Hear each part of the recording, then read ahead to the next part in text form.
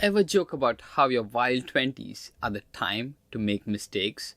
Well, turns out the biggest mistake could be in your glass or in your hand.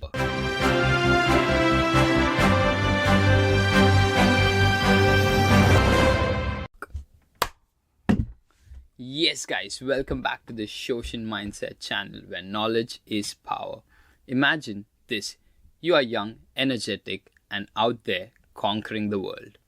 But could your after work relaxation be secretly sabotaging your future? Today, I'm revealing how alcohol and smoking might be the most expensive habits you could have in your 20s.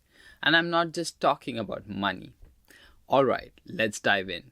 Did you know that our brain keeps developing well into our mid 20s?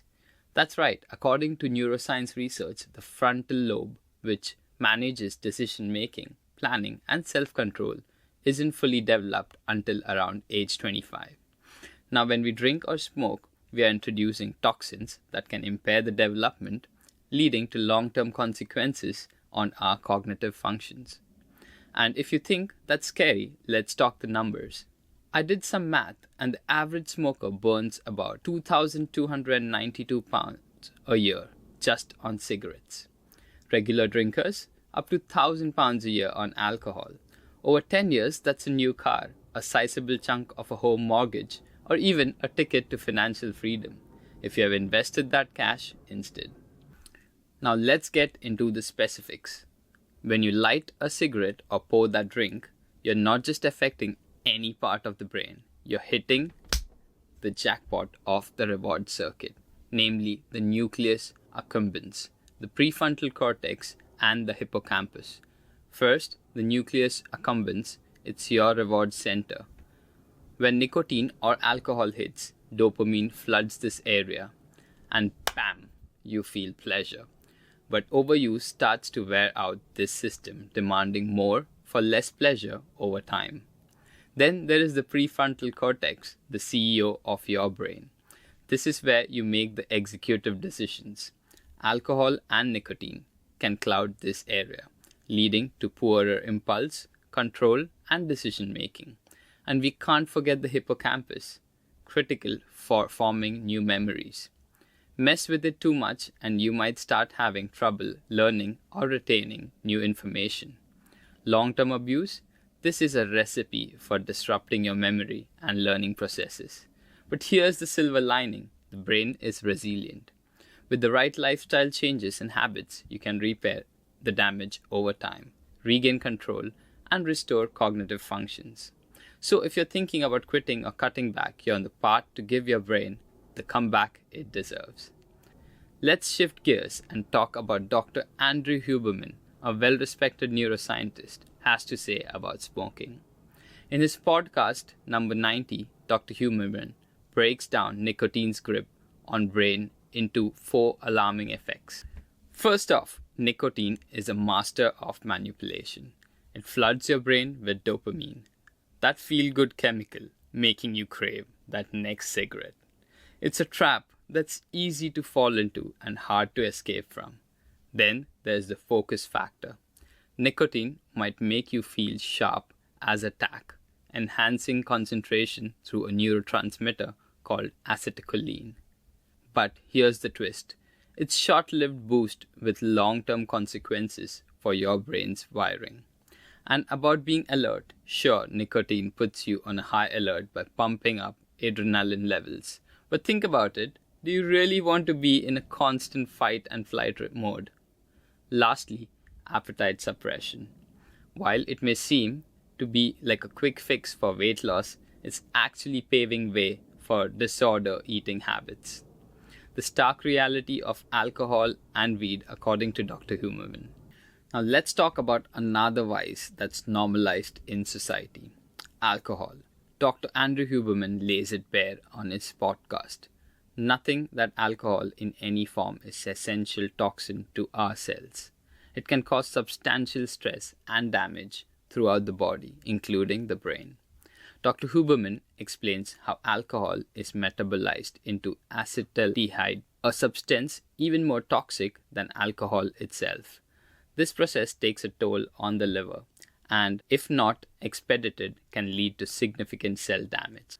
The ripple effect continues in the gut, where alcohol wreaks havoc on the microbiome, affecting everything from our immune system to good mood regulation due to its impact on crucial neurotransmitters like the serotonin and dopamine. And if this wasn't enough, there's a direct correlation between alcohol consumption and the increased risk of certain cancers, breast cancers being a notable example. This is due to the way acetaldehyde affects gene expression and DNA methylation. And smoking weed is worse because it stops the blood flow to the hippocampus and burns at a higher temperature than tobacco. So the lungs are exposed to a higher temperature, damaging them. But hey, social life, right? Parties, networking, it all happens over drinks or smoke breaks. Except a study from American Journal of Public Health suggests non-drinkers actually report having better mental health and more satisfaction with their social lives. Who knew? Now let's get personal. Health is wealth, they say, and for good reason. Smoking-related disease account for about 1 in 5 deaths in the US every year. It's a one-way ticket to increased risk of heart diseases, liver problems, and even cancer. When we sip on a beer or light up, we are often unaware of the immense power and influence the alcohol and the tobacco industries wield in the political arena. Today, I want to peel back the curtain on the lobbying effort that keeps these products flowing.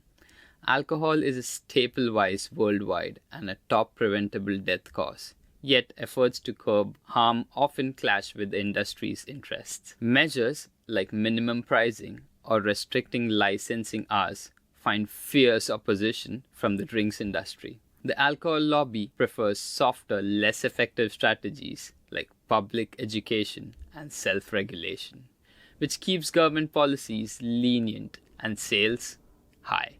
And let's not forget the tobacco sector. Despite Europe's strict control measures like banning indoor smoking and direct advertisements, the tobacco lobby's clandestine tactics and EU's struggle for transparency in these dealings continue. The industry's influence is far-reaching, with millions spent in Brussels on lobbying, aiming to delay regulators, manipulate public perception, and even exploit third countries. The big tobacco scandals over the years, like the 1990s playoffs to weaken anti-smoking laws or the 2012 Dalligate, exemplify how deep these ties goes, showing a disturbing history of manipulation at the highest levels. What's more chilling, a few big players dominate the market, making it easier for them to unite and steer policies in their favor, employing hundreds in Brussels to preserve their interests, ensuring their voice is louder than the public health concern they overshadow. As informed citizens, we must question the motives behind these policies that shape our choices and health. It's essential to demand greater transparency and hold these industries accountable for their role in public health issues. Let's not be passive spectators. Remember, folks, your 20s are the launching pad for the rest of your life. Don't let alcohol and smoking hijack your journey to success.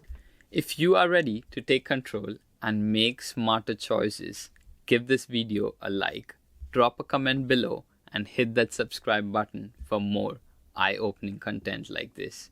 Share this video to help spread the word, because when we know better, we do better.